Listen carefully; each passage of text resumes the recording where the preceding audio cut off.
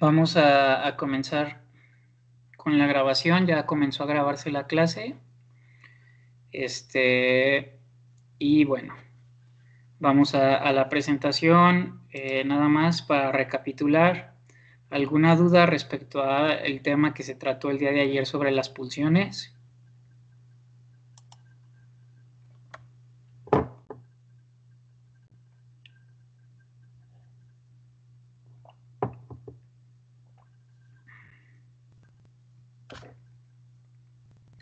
¿Dudas, chicos y chicas?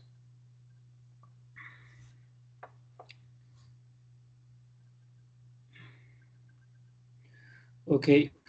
No, Bueno, profe, ayer se aclaró mis dudas. Muchas gracias. ok. Bueno, es importante que vayan percatándose de que toda la información que estamos viendo es información que está entrelazada, ¿sí? O sea, todo lo que hemos visto está relacionado entre sí y lo que sigamos viendo pues forma parte de una misma teoría que se engloba, ¿no? Y que es muy importante pues comprender la mayoría de los conceptos básicos sobre lo que es el psicoanálisis, porque nosotros aquí estamos viendo nada más conceptos básicos, pero todos están ligados, ¿sí?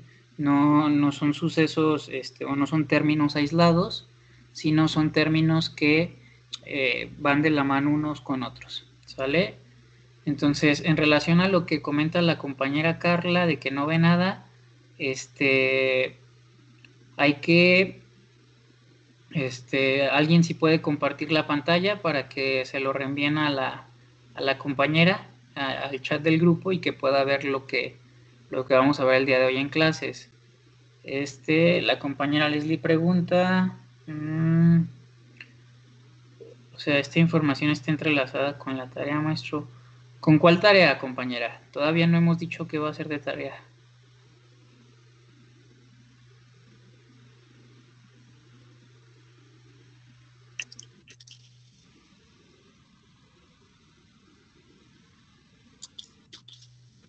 Ok, bueno, entonces, si no hay dudas, vamos a comenzar con el tema de los niveles de la conciencia, ¿sí?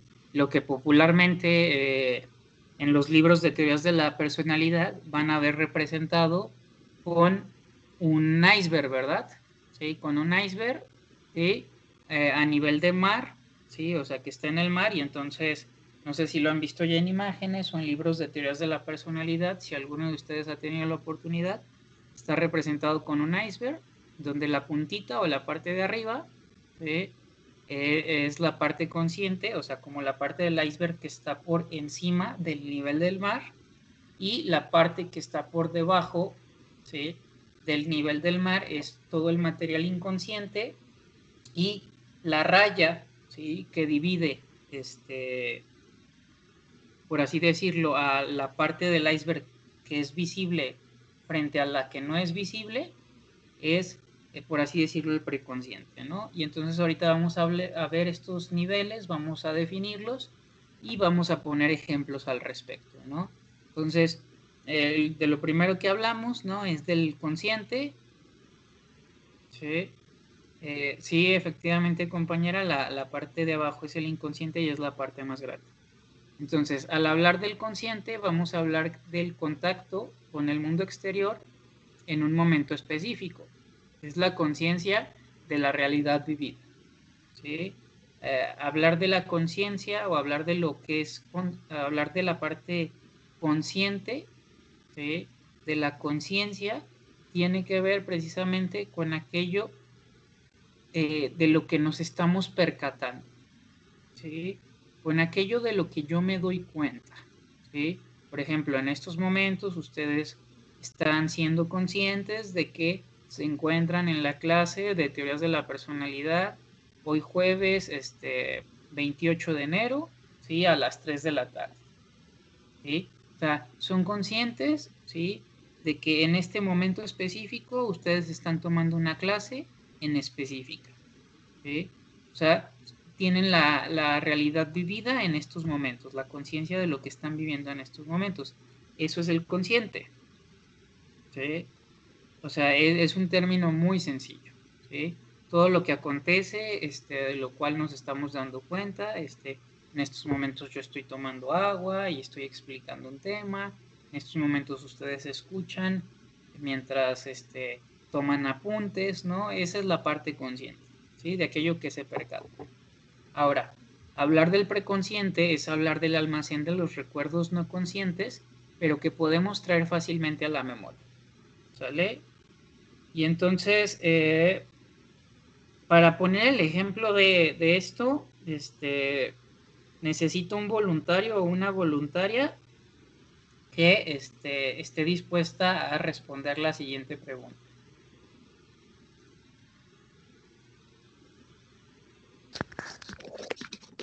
Quizás yo, maestro. ¿Es usted compañera Mafer?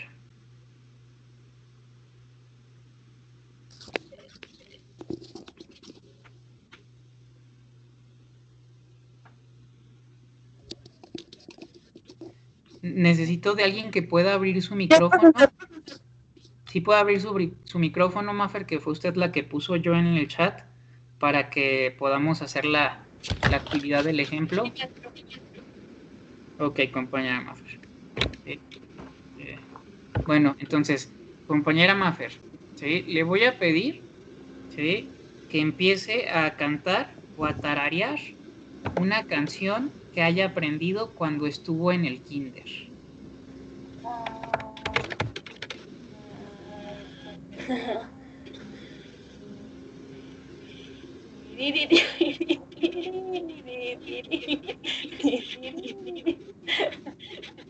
Bueno, más ¿Qué canción es esa, compañera, que está tarareando? La de los, ¿no? De la rueda de los caballos. ¿La de qué, compañera? Es que se escucha como muy lejos. La de las ruedas del camión que van girando. A ver, puede, ahora en vez de tararear, puede cantar. Las ruedas del camión girando, van girando, van girando. Ah, ya no me acordaba yo de esa canción. Muy buen ejemplo, compañera. Entonces, en relación a eso, fíjense. ¿Por qué le pregunté esto a la compañera para poner un ejemplo sobre el preconsciente? ¿Sí? Porque dice, es el almacén de los recuerdos no conscientes, pero que podemos traer fácilmente a la conciencia. Entonces, con usted misma, compañera Mafer, perdón, compañera Montserrat, nada más que voy a seguir con el ejemplo con la compañera Mafer para darle secuencia a lo que voy a explicar. Compañera Mafer, ¿cuánto tiempo tenía usted que no cantaba esta canción? Yo como unos, mínimo por lo menos 10 años, ¿no? O sea, no, sí, yo digo que sí, como por ejemplo que tenía 8 años o 7 años, por ahí yo creo que es cuando cantas esa canción o cuando estás pequeño. Ok, entonces mínimo tenía 10 años que no cantaba esta canción. Sí, yo creo que sí es lo más seguro. Ok, entonces eso es el preconsciente, compañeros y compañeras. ¿Sí? Es aquel almacén de aquello que no recordamos, pero que si nos ponemos a escarbarle, rápidamente recordamos. ¿Sí? Entonces yo le pregunté a la compañera Mafer, a ver, compañera, cante una canción de cuando estaba en el kinder. Y la compañera le hizo, y de repente, chas, ta, ta, ta, ta, ta, ta, y empezó a tararear o empezó a cantar, ¿no? ¿Sí? Tenía mucho tiempo, pero la información viene rápido, ¿sí? A nivel preconsciente la información puede ser estimulada mediante una pregunta, mediante el intento por recordar algo, y entonces, ¡pum!, el recuerdo aparece, ¿sale? ¿Queda claro este ejemplo, chicos y chicas, respecto al preconsciente? ¿Sí? Es Sí, preconsciente y en el momento en que yo le pregunto a la compañera y la compañera recuerda, pues se vuelve algo consciente.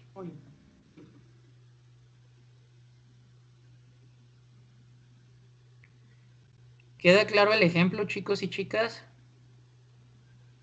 Sí, maestro.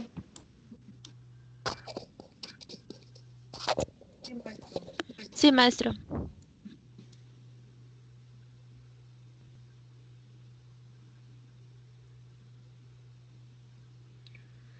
Ok, Sí, entonces la compañera Montserrat pone que sí, o sea, es todo aquello que sabemos que está almacenado en nuestra memoria, que solo recordamos cuando se nos pide. Sí, sí, de alguna manera es aquello que tenemos grabado y que frente a un estímulo, ¿sí? Fácilmente podemos evocarlo, ¿sale?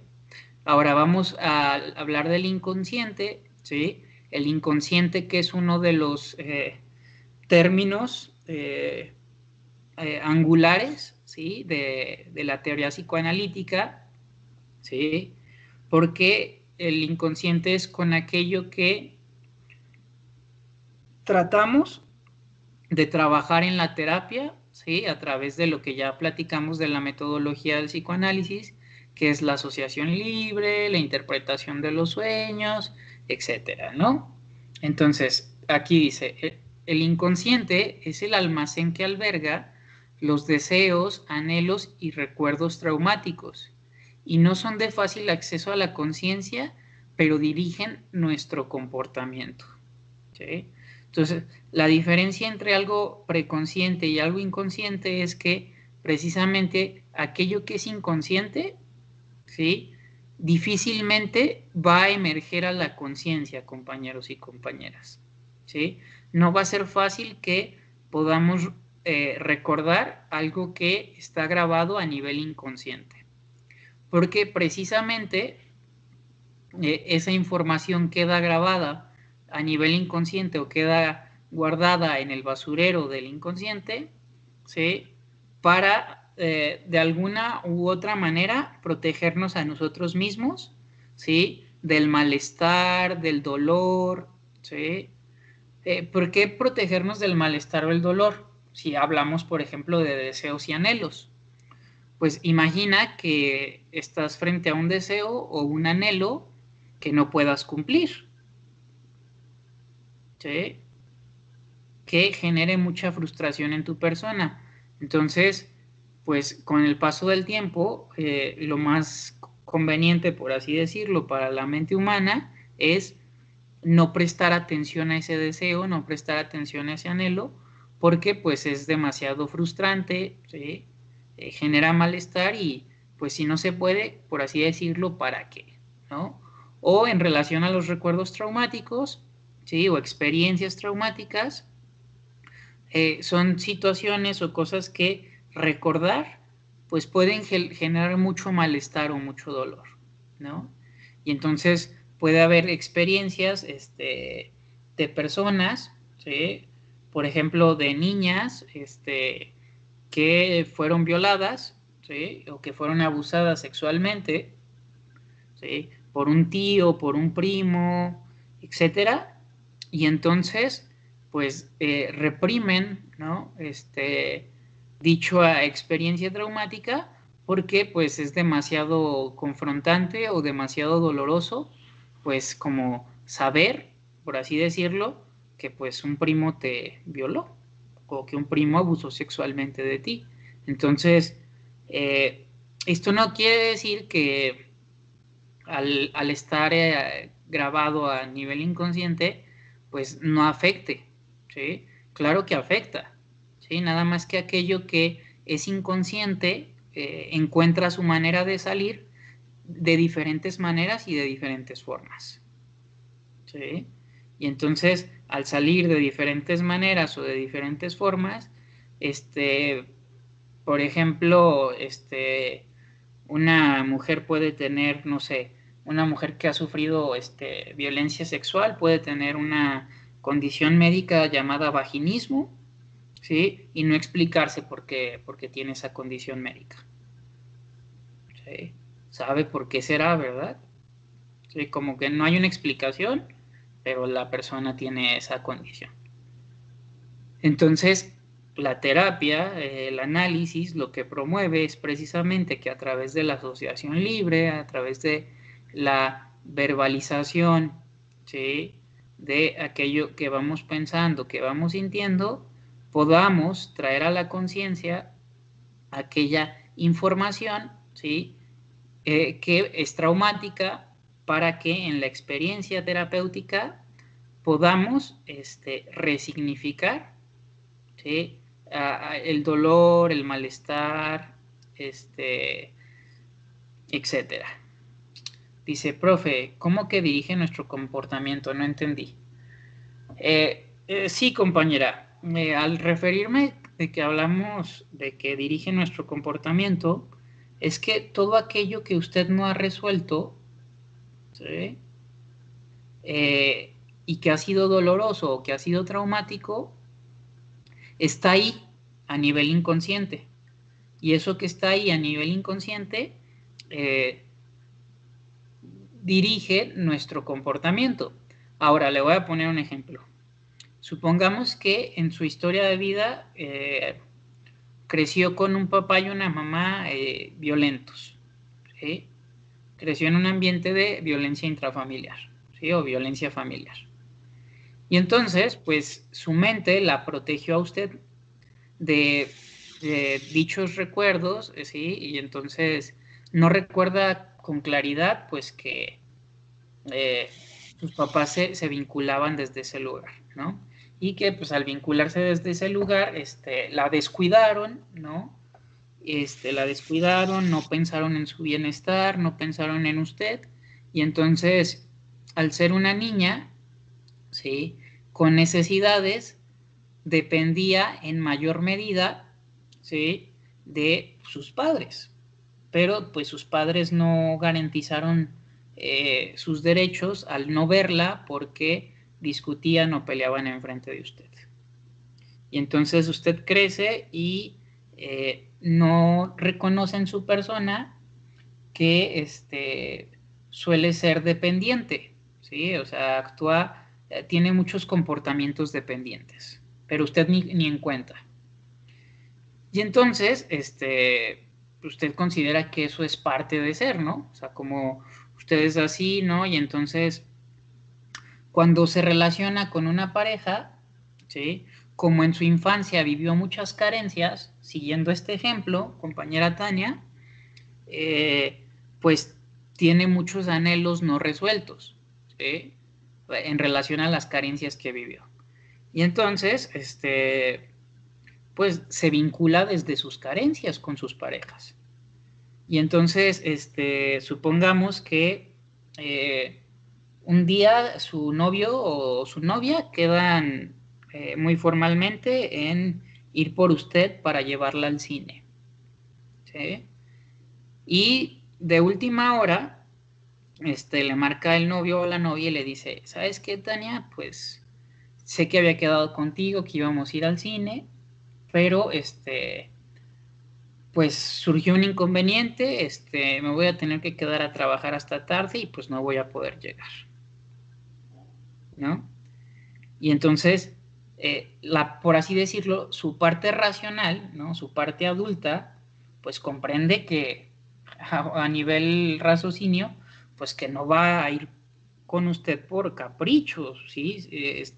Sino que es por una situación donde pues en el trabajo le dijeron, ¿sabes qué? Pues te quedas hasta tarde porque la producción no ha terminado, ¿no? Y necesitamos entregar cierta cantidad de producción para mañana. Pero a nivel sensación, al nivel emoción, ¿sí? Usted se siente, ¿sí? Se siente, ¿no? Y se pone muy triste, ¿no? Y entonces, le repito, aunque su parte racional pueda decir, pues entiendo, ¿sí? En usted hay una sensación de, por así decirlo, de vacío, dice, se está muy triste porque al final su novio no le cumplió el llevarla al cine, usted tenía una alta expectativa de que la llevaran al cine, ¿no? Y entonces se siente con el novio y entonces le contesta bien cortante, ¿no? Y toma una actitud así de sentimiento total, ¿no? Situación que pues el novio no comprende o se desconcierta, ¿sí? Es como está muy desconcertado, ¿no? A eso me refiero con que el inconsciente puede dirigir tu comportamiento. O sea, tú no entiendes por qué te sientes así cuando sabes que pues no fue una situación donde te lo hiciera adrede, pero te sientes así y es algo que no puedes controlar, ¿sí? O sea, racionalmente puedes pensar algo, pero no entiendes por qué sientes eso, no entiendes por qué te emberrinchaste, no entiendes por qué le hiciste un pancho, no entiendes por qué te sentiste. Si tú sabías que pues no es porque no haya querido llevarte al cine, sino porque pues le dijeron en el trabajo te quedas, compadre. ¿Sí? ¿Me explico con este ejemplo, compañera Tania y compañía?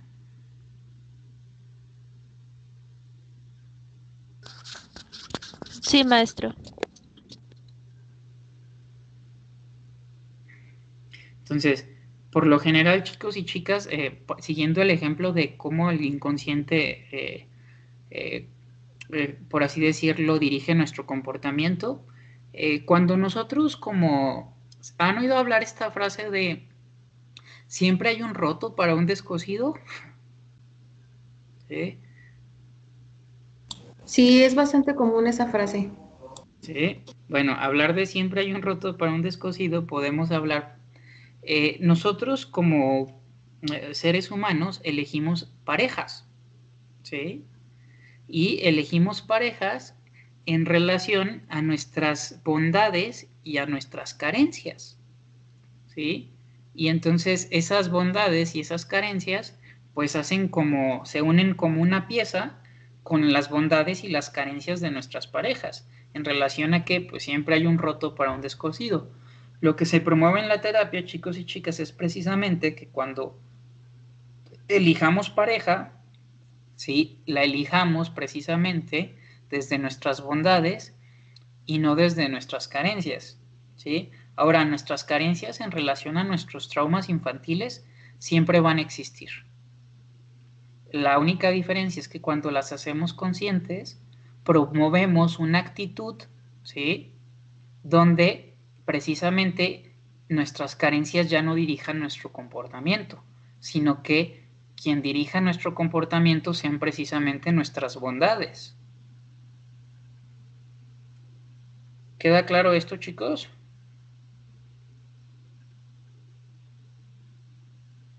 Sí, maestro.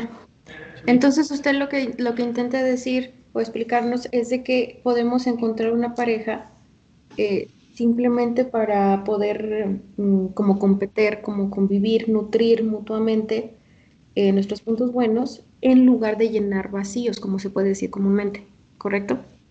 Sí, o también puedes elegir pareja para llenar tus vacíos, ¿no? O sea, para que tú compenses con una pareja tus carencias infantiles. O sea, como por ejemplo, siguiendo el ejemplo de la compañera Tania, que les puse ahorita, si papá no le brindó la suficiente atención a Tania cuando era una niña, Tania le va a demandar a sus parejas, ¿sí? De manera desmedida, que le presten atención. Porque aquello que papá no le dio, lo está exigiendo en las parejas. Y entonces, pues cuando nosotros elegimos pareja, pues a nivel inconsciente elegimos características, ¿sí? O polaridades opuestas de papá y de mamá. Como patrones, se pudiera ¿Sí? decir. Patrones, ¿sí? O sea, por ejemplo, si tú veías que tu papá era un hombre súper detallista, pues vas a crecer con la imagen de eso y entonces vas a buscar a un hombre detallista, ¿no? O te puedes ir al otro extremo, de orilla a orilla, ¿no? Si tú, no sé, si tu mamá era súper cortante y seca, entonces en la carencia puedes buscar a alguien súper meloso, ¿sí? Pero irte de un extremo al otro. Cuando nos vamos de un extremo al otro, ¿no? Cuando no encontramos un punto medio, por así decirlo, pues es cuando caemos en demandas infantiles, ¿sí? O demandas que pueden ser irracionales, como el ejemplo que les puse de la compañera Tania.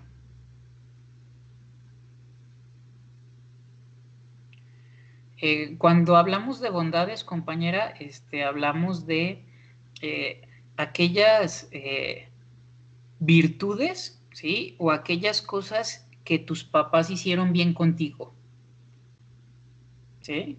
O sea, aquello que tu mamá y tu papá se hicieron bien contigo, ¿sí? Cuando hablamos de bondades y cuando hablamos de carencias, es Cuando hablamos de carencias hablamos de aquellas situaciones o momentos en los que papá y mamá se equivocaron como papás.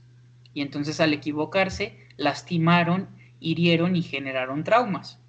A eso nos referimos con las carencias. Cuando hablamos de bondades, hablamos de aquello que papá y mamá hicieron bien conforme a lo que yo como niño o niña necesitaba. Y entonces, como no hay papás perfectos, ¿sí? Ni me preguntaba en una ocasión en un grupo una chica, profe, entonces con todo esto que nos explica, yo puedo, si soy mamá algún día, pues contemplar todo esto que usted nos explica para no equivocarme. Y le dije, no, tú puedes comprender la teoría, pero del dicho al hecho hay mucho trecho. Y aunque tú comprendas la teoría, también te vas a equivocar, ¿sí? Porque pues no hay seres humanos perfectos. Y todo papá y toda mamá pues tienen aciertos y errores. Cuando aciertan, ¿sí? Generan en nosotros como individuos características saludables, potencia, bienestar, y cuando se equivocan pues generan malestar, carencias, deficiencias, ¿sí? Y entonces todos los seres humanos pues tenemos virtudes, ¿sí? O bondades y carencias. No sé si queda más claro así, compañera.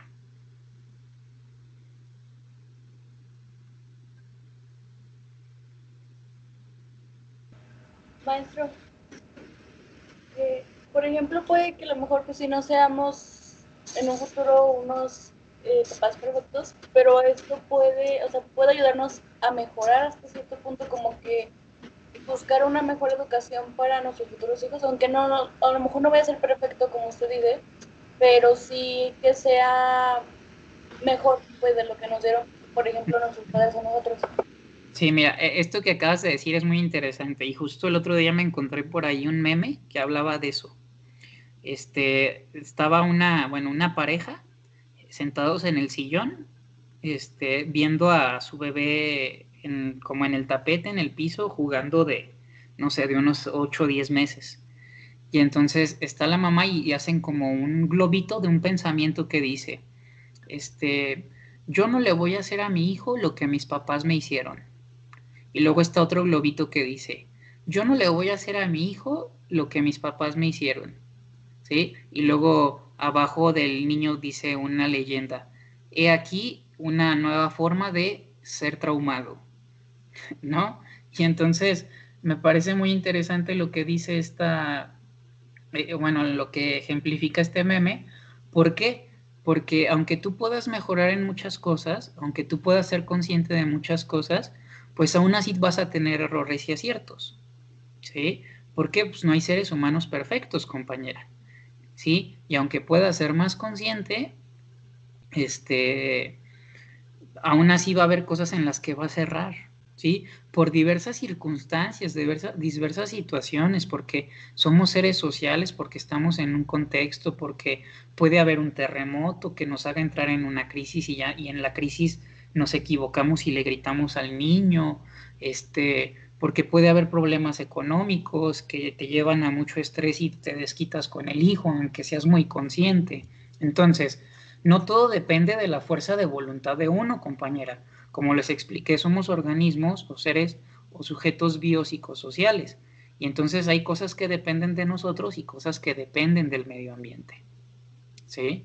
O que el medio ambiente nos limita, no sé si le queda claro.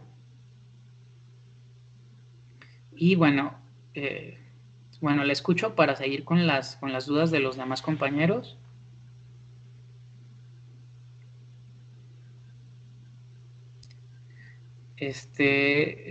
La compañera Gabriela pregunta, ¿cómo puedo hacer para no caer en los mismos patrones de papá y mamá? Pues yendo a terapia, compañera, yendo a terapia, y aún así va a haber patrones que repitas, ¿sí? ¿A poco ustedes no se dijeron una vez siendo niños, yo jamás voy a hacer eso como mi papá? ¿O qué es lo que más les caía gordos de sus papás? Que ahora ustedes hacen exactamente lo mismo, ¿sí? O sea, a mí me cae bien gordo que mi papá sea así.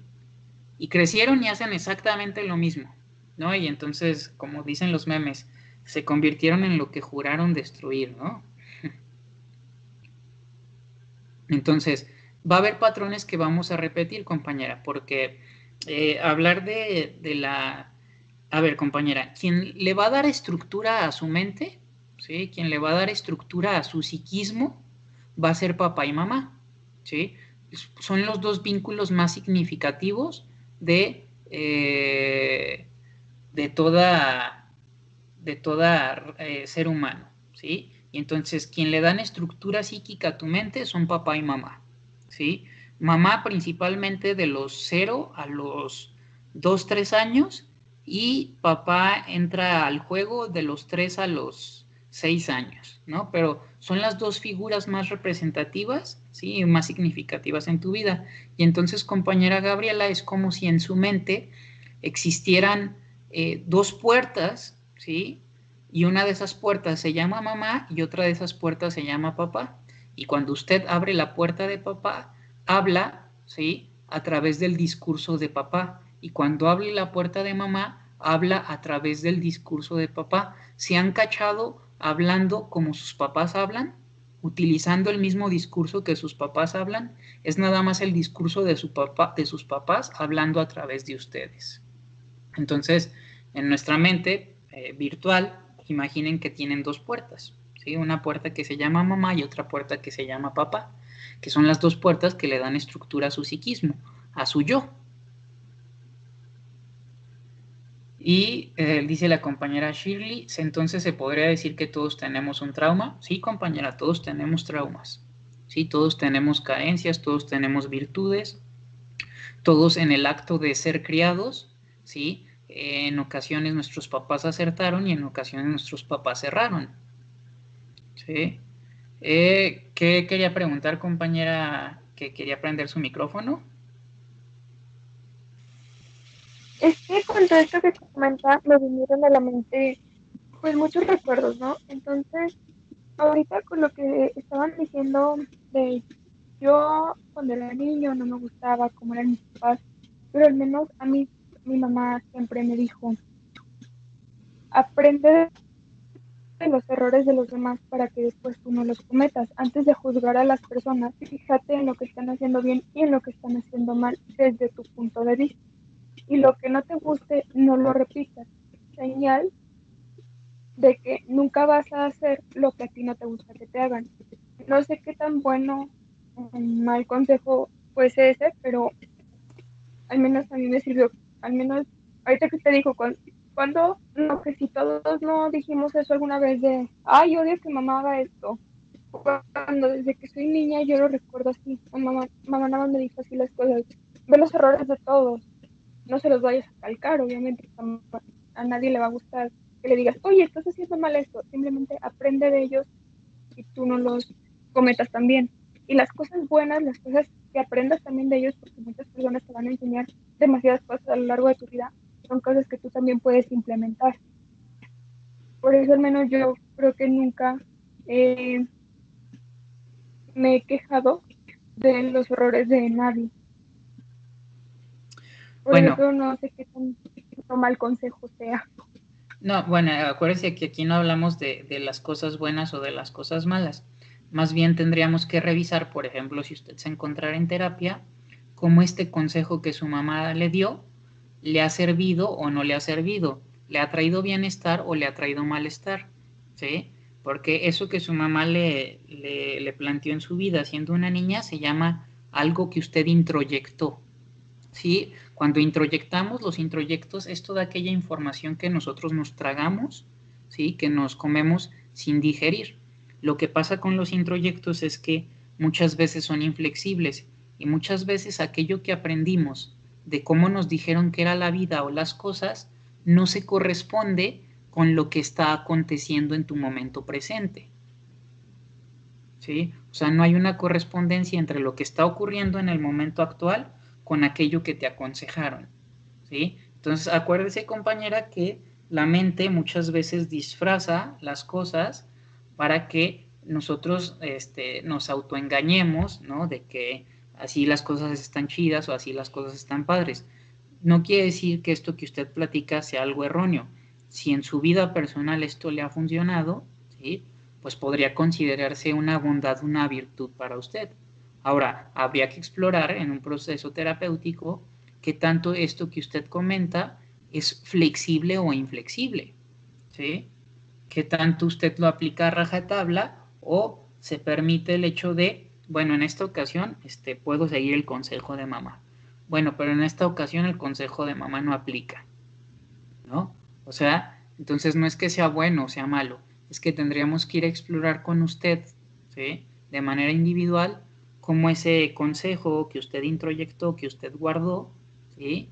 Y que utiliza en su vida, le es funcional o no le es funcional, le genera bienestar o le genera malestar, ¿no? Entonces, bueno, la compañera Norma envió una imagen, ¿no?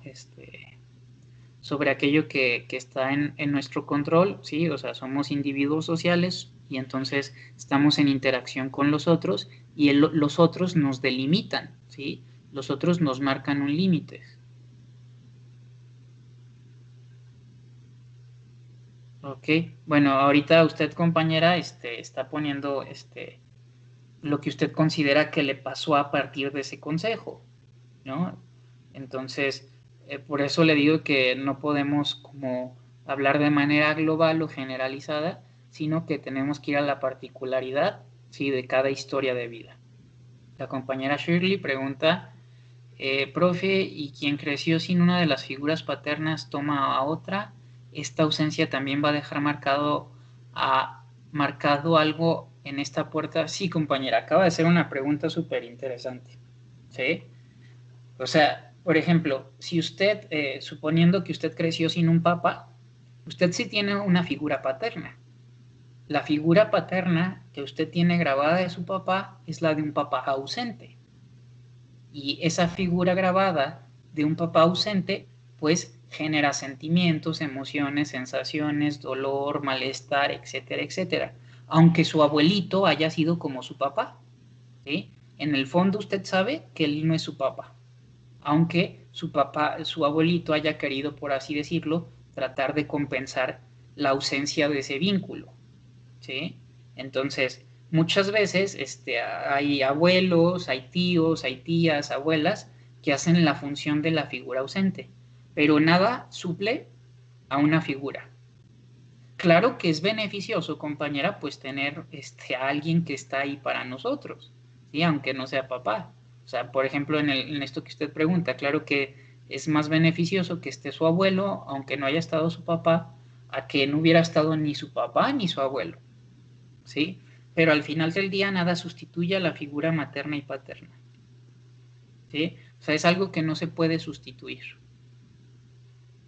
Aunque haya alguien que pueda hacer la función, ¿sí?, simbólica de esa figura, y que en el acto de hacer esa función simbólica, pues esa persona sí va a generar una puerta, ¿no?, como de referencia de que él es mi simbolismo, y del cual también podré haber introyectado un discurso, pero algo en mi mente siempre va a saber pues que él en realidad o ella en realidad no es mamá o no es papá,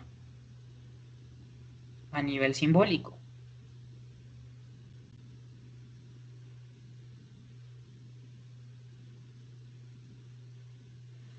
Sí, chicos y chicas. Bueno, aquí la compañera comentó en el chat sus reflexiones también. No sé si haya dudas hasta aquí, chicos y chicas, porque se nos acaba la clase.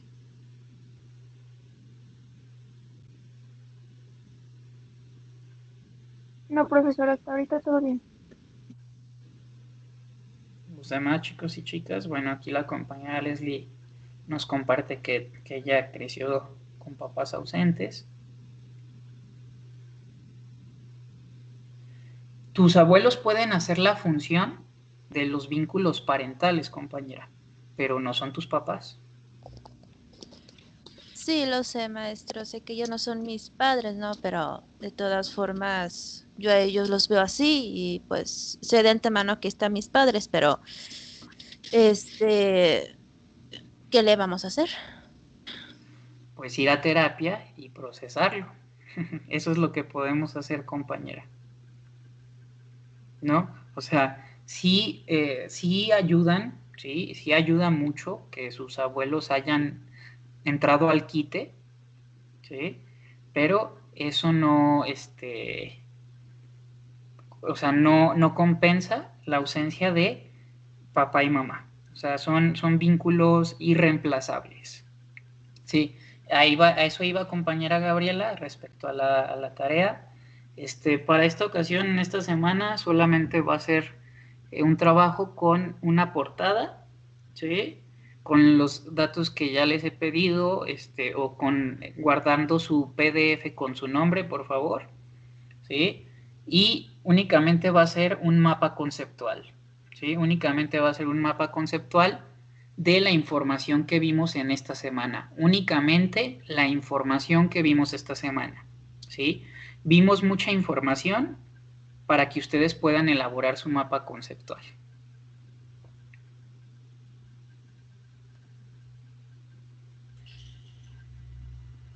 ¿Sale? Pero únicamente con la información de esta semana. Conclusión e introducción, maestro. No, nada más el mapa conceptual. Profesor, de casualidad existe la posibilidad de que agreguemos, o sea, poquito, pero de la semana pasada, nada más para hallar la relación. Ya ve que al principio de la clase usted nos dijo que todo lo que nos está enseñando está conectado. Sí, si lo pueden relacionar, sí. O sea, si pueden hacer la relación, sí. Nada más que lo que se vio la semana pasada, si agregan algo, tiene que ser como mucho más concreto, ¿sí? Mucho más conciso para que no me repitan la información de la semana pasada y que me agreguen la información de esta semana. ¿Sí? Sí, o sea, enfocarlo más a esta semana. Lo de la semana pasada nada más es para la relación. Sí, pueden relacionarlo con lo de la semana pasada, pero sin extenderse en lo de la semana pasada, sino que hablar más o sea, como desarrollar más en su mapa conceptual lo de esta semana. Cuando me refiero a desarrollar más, no me refiero a párrafos largos, ¿sí? Me refiero a que lo desarrollen más con las palabras claves, con las frases cortas. De lo que vimos esta semana. ¿Sí? Si recordamos lo que vimos esta semana, pues vimos los niveles de la conciencia, ¿sí? Vimos la pulsión versus el instinto y no recuerdo qué vimos el día lunes, porque el día lunes también pues vimos bastante información, ¿sale? Que está grabada la clase, ¿sí? Cada uno de ustedes vaya y revise las clases. Yo nada más voy a revisar las clases también para recordar con qué empezamos esta semana, para tomarlo en cuenta a la hora de que califique los trabajos, ¿sí? De lo que vimos del lunes al día de hoy, jueves.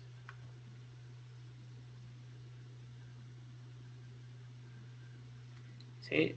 Acuérdense que pues está la información de las diapositivas más la información que se explica, ¿no? Entonces, aunque no vimos muchas diapositivas, explicamos muchas cosas, dimos muchos ejemplos en relación a las pocas diapositivas que vimos esta semana.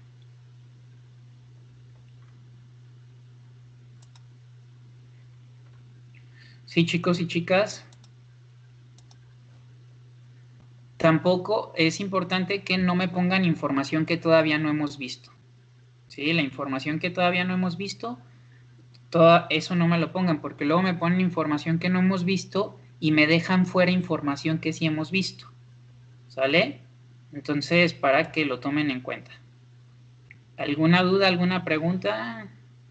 Profe, para el mapa conceptual, como estuvimos viendo muchos ejemplos, se puede poner un ejemplo en el mapa conceptual, pero o sea, de caso de que sí ponerlos, ¿cuántos renglones serían como lo máximo para poder poner un ejemplo? ¿O nada más con poner como la palabra clave bastaría? Sí, usted en su mapa conceptual, compañera, puede poner ejemplos, sí que sean ejemplos cortos, ¿sí? O sea, con frases cortas. O sea, ¿a qué voy con el mapa conceptual, compañera? Un mapa conceptual es un mapa elaborado con frases cortas, con palabras claves, que a la hora de tú exponerlo, puedes desarrollarlo, ¿sí? Entonces tú puedes poner la palabra inconsciente, inconsciente, ¿no? Y le puedes poner el basurero de la personalidad. Y ya con eso tú explicas un montón de cosas, ¿sí? Entonces, que tú puedas percatarte, ¿no? De que vas a poder explicarlo con las palabras claves, con las frases cortas. En relación al trabajo guardado en PDF, compañera Leslie, con que pongan su nombre, ¿sí? Nada más, o sea, yo les había dicho, guárdenme su PDF con su nombre, nada más. Miren, la portada de su trabajo es una mera formalidad, ¿sí? No, o sea, a mí lo que yo califico a profundidad es la información teórica que luego hacen en resúmenes o en mapas conceptuales, ¿sí? Entonces, enfóquense mucho en sus mapas conceptuales, en la información de su mapa conceptual.